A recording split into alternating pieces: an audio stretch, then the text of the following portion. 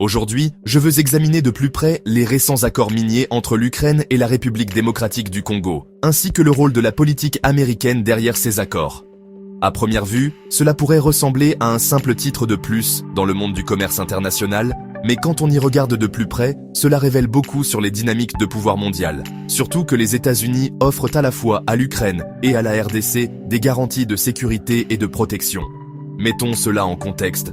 Les États-Unis se sont longtemps positionnés comme ce que Madeleine Albright appelait autrefois la nation indispensable.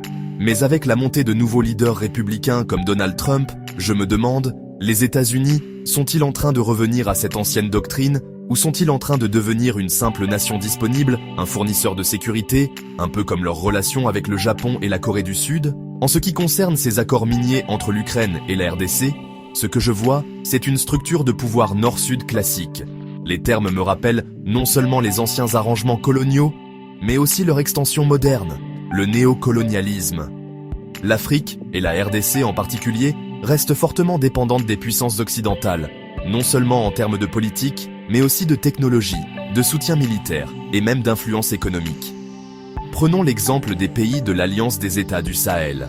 Aujourd'hui, certains d'entre eux se tournent vers la Russie pour un soutien militaire. C'est un rappel que ces relations de pouvoir sont en constante évolution. Personne ne veut être laissé pour compte dans la course aux ressources ou à la sécurité. Mais voici ce qui ressort vraiment.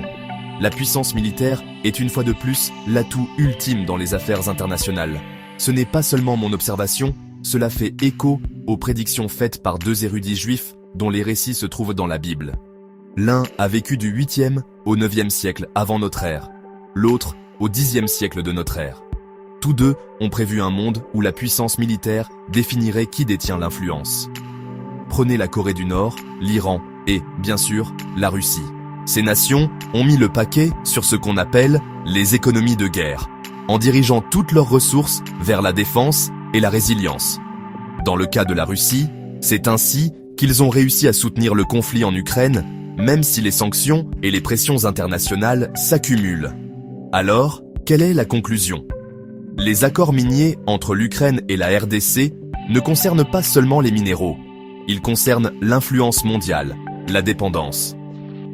Pour le professeur Guy Kiboulou Bakouri, chercheur indépendant sur le livre prophétique, à sa compréhension du livre prophétique, il avertit l'opinion que depuis des décennies, l'ordre mondial change avec l'arrivée de nouveaux acteurs géopolitiques, notamment le Sud global, dont en tête les BRICS, mettant en mal le rôle du gendarme mondial des États-Unis. Autrefois, c'était eux qui régulaient le système international. Alors, avec les pays des BRICS, estime le professeur Guy Kiboulou Bakouri, les États-Unis ont du pain sur la planche pour assurer sécurité et protection en Ukraine et en RDC. Déjà, Washington a du mal à assurer protection et sécurité depuis la signature des accords bilatéraux sur les minéraux ukrainiens, puisque sur le terrain militaire, la Russie gagne du terrain. Cela donne matière à réflexion quant à la confiance sur les accords miniers avec la RDC. À sa compréhension du livre prophétique, seule une armée dissuasive, proprement congolaise, fera la différence à l'est de la RDC, suggère le professeur Guy Kiboulou Bakouri. Il est également pertinent de rappeler la pensée d'Henry Kissinger, figure majeure de la diplomatie américaine, dont les analyses sur l'équilibre des puissances continuent d'influencer la politique internationale.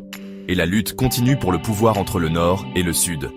Pour l'Afrique, c'est un moment crucial pour reconsidérer sa place dans le monde et si elle peut se libérer des cycles de dépendance et d'influence. En tant que professionnels universitaires, il nous incombe d'examiner ces développements, de remettre en question les récits et de favoriser une compréhension plus approfondie de ce qui est réellement en jeu. Merci de m'avoir rejoint pour cette analyse. J'espère qu'elle suscitera des questions plus profondes sur l'avenir des relations internationales.